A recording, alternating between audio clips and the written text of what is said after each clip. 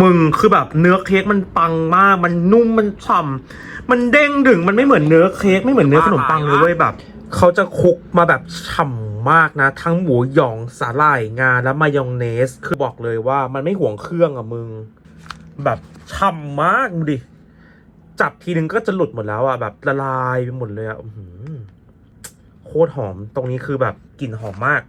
ใครอยากกินอะก็ทักมานะได้6 ลูก300เดี๋ยวกูไปหิ้วให้ถึงเซี่ยงไฮ้เลยทักมาจ้าทักมาด่วนๆจ้า